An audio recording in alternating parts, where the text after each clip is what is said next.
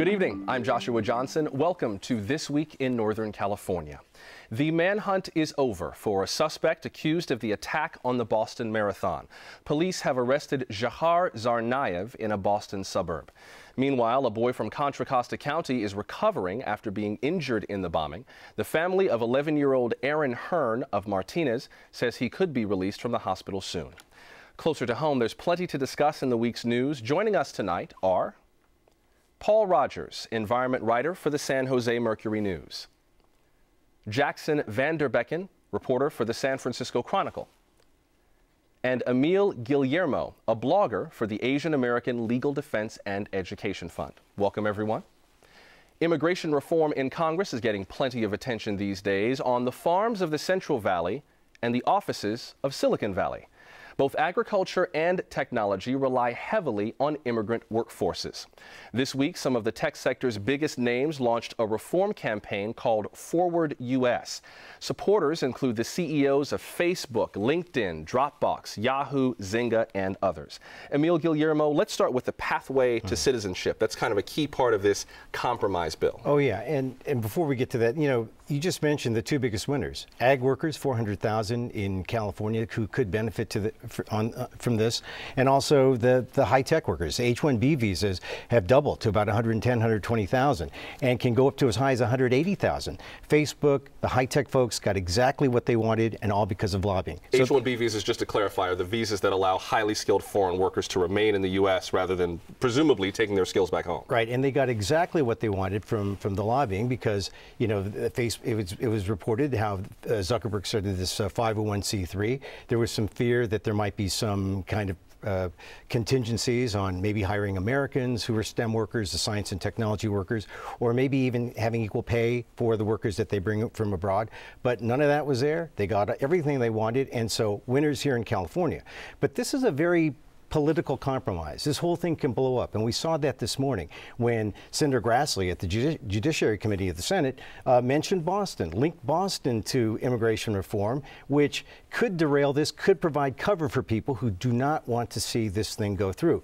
And just to show you that there is political will, John McCain came out with a statement later on in the afternoon and said, this is a good thing that Boston happened because we're going to have secure borders. Secure borders is the key to this compromise, and just look at the name of the bill: border security, economic opportunity, and immigration modernization. The first two are the priorities. The last one, immigration, really serve the first two. Yeah, it sounds like the conversation today, especially in light of what happened in Boston and the president spoke not long ago, the part of the conversation in Congress had to do with some of those more legacy issues, the pathway to citizenship, securing the borders. It sounds like some of the issues that are biggest for us in the Bay Area and California, agriculture and high tech, are the ones that are a little more off the radar for Congress, and it's a good thing too because they've got bigger things to worry about. Well, the pathway is the first step because you got to get this compromise to get the right over to the middle, and that was based on trying to make this thing tough, make it based on secure borders.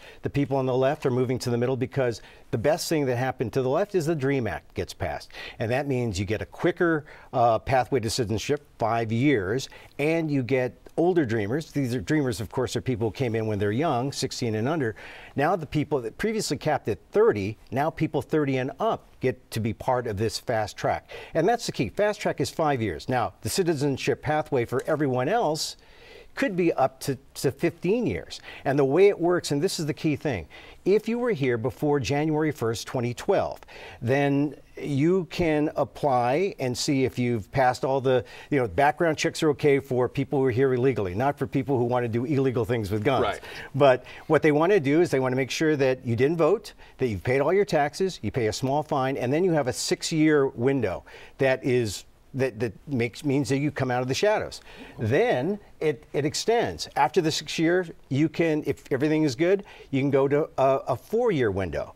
And then after that 10 years, it's all contingent on what they call security triggers. There's got to be a 90% apprehension rate or security rate at the border. And if it works, then you get a 3-year pathway to citizenship. If it doesn't work, they start a new bureaucracy. So what's the political handicapping on all this? I mean, to me, the fascinating thing is that when you look at the demographics of the country and the way they're changing, in the 1980 presidential election, 90% of the people who voted for president were white. This time around, it was 72%. It's falling by 1 or 2% every year. The fastest growing segments of the country are not voting Republican. How much of that electoral panic, frankly, is driving the Republicans, particularly in the Senate, towards this? And will it pass in the House? Well, it's driving it totally. And the only thing that's keeping them in the compromise is the fact that this is a punitive thing. This is a 15-year plan, if you know, at the longest. And if you look at 1986, but they killed early ones. When Bush tried this, they killed it before. Well, so what's different now? 1986, when they had reform, it was 19 months of temporary work and then 5 years to pathway to citizenship. This is 15. This is punitive. The main point they want to make is this is not amnesty. And as long as they say that this is not amnesty and there are secure borders coming out of this package, this thing has a chance to fly. But if someone wants political cover and wants to use Boston and wants to use, oh, what about these immigrants, then this thing can end. Now, interesting thing, we mentioned forward.us and the high-tech proposal. This is really a new generation's immigration plan. It's not your father's or your grandmother, my father's immigration plan or my mother's immigration plan. This is really all about the economic certainty of bringing in people. And once they get through all these little steps, it becomes a merit system. It's almost like the USA becomes Harvard USA, and it's like applying to college. And if you have the goods, you know, the Statue of Liberty is out there, and it's not. She's not shining a light on this pathway and saying, "Give me your poor, your tired, your huddled masses." Yeah. Unless you can throw touchdown passes, I guess. But this is about show me. You know, she's got her arms folded, and she's saying, "Show me what you got."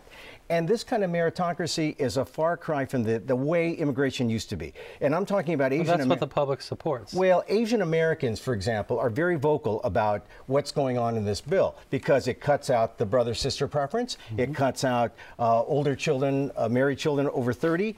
It cuts out everything that brought together families, everything that brought together family unification. And that used to be the core value of immigration policy. I know there are some members of Congress, including Congressman, I believe, Gutierrez from Illinois, who has been very vocal about that. Sounds like Silicon Valley is happy about that, but we'll see how that shakes out as we move on. We'll see how that shakes out in the months to come. It will be interesting to see how that tension between the need for those high-skilled workers and just welcoming families in the country, be interesting to see how that plays out. At this hour, East Bay residents are meeting in Richmond to discuss last year's fire at Chevron's Richmond refinery. The blast sent 15,000 people to local hospitals. A preliminary report from the U.S. Chemical Safety Board accuses Chevron of neglect, ignoring necessary maintenance, and patching up major problems for more than a decade. Jackson Vanderbecken, what exactly does the board want Chevron to do? What do they not want them to do? What do they want them to do? Well, Chevron has a huge job ahead of themselves in the future, and as does the whole oil refining industry in California, based on the direction that the Chemical Safety Board, which investigated this massive fire last August, they basically told everyone that they all have to start new when it comes to refinery inspections, safety, oversight. They called this what they call a step increase, a massive increase. And we're talking about California has very little oversight over its oil refineries. They have 7 inspectors for 15 refineries and thousands of other highly hazardous operations in the state. And they just simply have spent very little time, an average of about 150 total hours on Chevron in 6 years. So it's very little time that they spent. One inspection, they did a paper review. So there's all sorts of things. It's not just Chevron, it's the state. What does a paper review mean? They didn't visit the refinery. In one inspection that was done after a refinery disaster in another state, California did what they call a paper review of the refineries in California to make sure that they weren't at risk. But that counted as what is considered an intensive inspection of a refinery. It took 50 man-hours, less than a week, more than, roughly a week.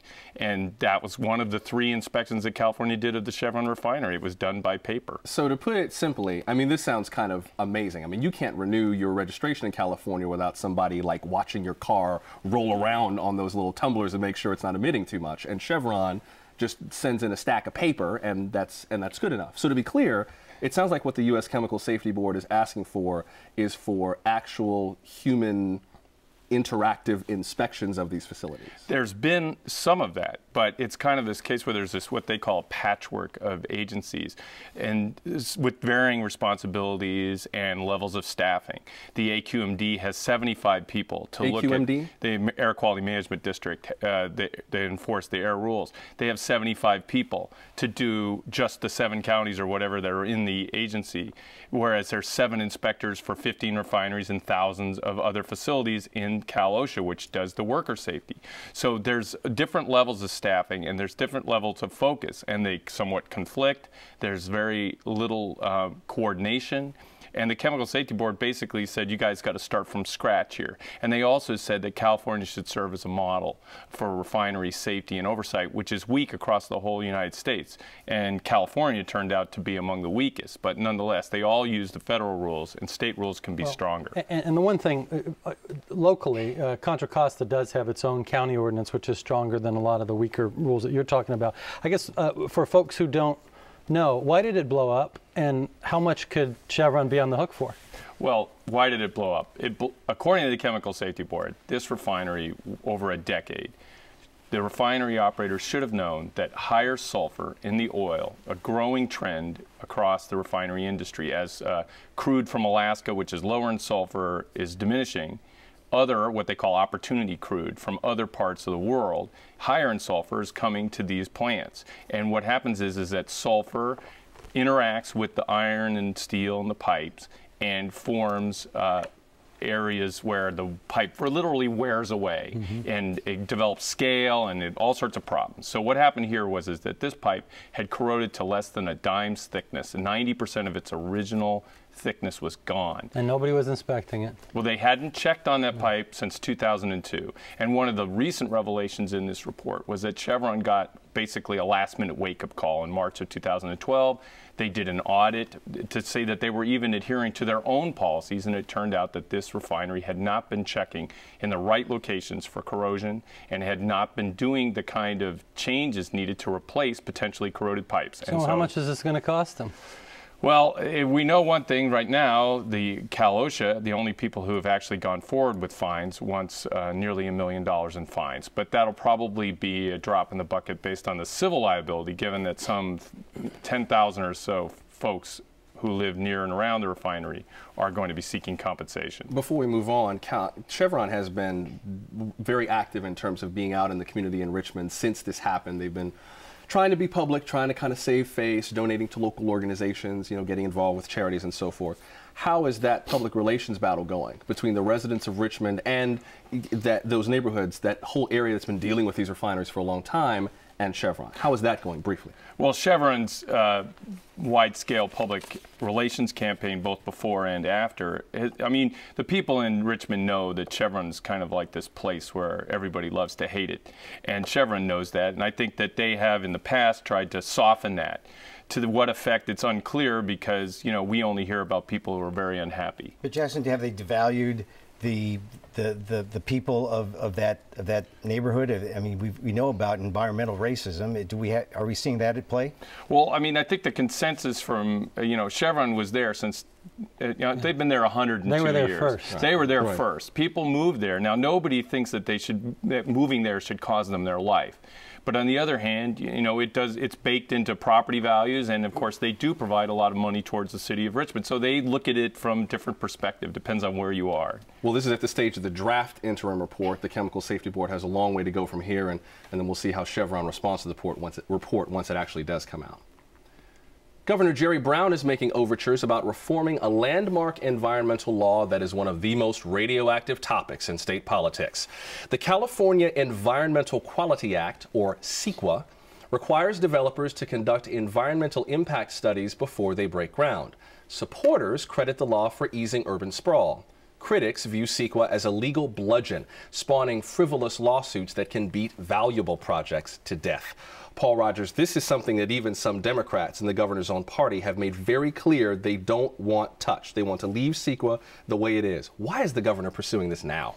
Well, CEQA is one of those landmark environmental laws in California. It was signed in 1970 by Governor Reagan.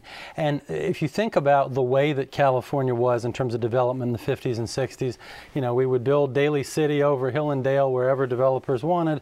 We would fill in the bay. We had plans to build a 6-lane freeway over Pacifica and down the San Mateo coast. And the public had very little input. And what CEQA actually does, it was modeled on NEPA, a federal law that President Nixon signed, National Environmental Policy Act. And these laws say that when you do a big project, particularly the California law, if you're a local or state government or a developer, you have to have public meetings. You have to tell people how much smog it's going to put in the air, how many more cars, how much noise, and you have to mitigate or offset that damage. So you have to find ways to not kill the whole project, but to tweak the project to make it more environmentally sound. Developers, as you point out, say that it adds too much cost to projects, and it's a reason they say that California is unfriendly to business. Now, this latest reform movement, it's been going on since Governor Schwarzenegger was there. But last fall, a big Silicon Valley business group came in and basically said, this is our priority. The Silicon Valley Leadership Group is a name. And they're working with the Chamber of Commerce and other groups like that. They wanted to make some sweeping changes. At that time, 33 Democrat senators and assembly people in the legislature said, no, you don't change a law this important at the end of the session. So the plan was they were going to do it slowly at the beginning of this session. The business interests hitched all of their wagon to one guy, basically, Michael Rubio, a senator from Bakersfield, who was going to write the bill. He was the chairman of the Senate Environment Committee. And the day that the bill was due, speaking of Chevron, he announced he was going to quit to become a lobbyist for Chevron, right, which left everybody who supported the reform with egg all over their face that they still haven't recovered from. And the new chairman, Jerry Hill, a state senator from the San Mateo area, has a 100% rating from the League of Conservation Voters. He wants to make CEQA even tougher. So what Jerry Brown said this week in China was, he doesn't think there are going to be big reforms on there this year, and that he said, quote, the appetite for CEQA reform is bigger outside the state capitol than it is inside. And Jerry Brown is going to be up for re-election next year. The two biggest groups that don't want CEQA touched are labor unions, which actually use it sometimes to shake down projects by saying, unless you put union labor on these projects, we're going to sue you on a CEQA thing, and environmentalists who don't want it changed at all. So why would the Democratic members go against their two biggest constituents? What's the record of this act in the sense of how is it really mitigated things, or do you think is it just what they consider a blackmail operation? Well, supporters of CEQA will say most of the projects, the vast majority, are built anyway. They have some minor changes. A developer is required to put in an extra turn lane, and he has to pay for it, not taxpayers, that kind of thing. It makes the developers bear the cost of the impacts to society. Critics say, rightly so sometimes, that there are really bad abuses. There's a famous case in San Jose where one guy had a gas station across the street from another guy. He wanted to put in 3 or 4 more pumps, and the other guy sued him, saying you haven't done the proper environmental study. It's cost hundreds of thousands of dollars just because he wanted to hurt the other guy's business. So, the question is, can anybody write legislation that allows the public to participate, that keeps the environmental laws strong and keeps the air getting cleaner and the water getting cleaner, and does something about traffic on new projects, but at the same time doesn't allow these kind of abuses? And right now, Senator Steinberg, the Senate leader, is trying to do that. I think in the end what we're going to end up with is a very small, watered-down bill that might make it a little easier to build infill development. Is there one thing that it's done that people can point to and say, look, there's the legacy of CEQA? Very briefly, because we got to move forward. Almost any big project, wherever the public gets a role, that's CEQA.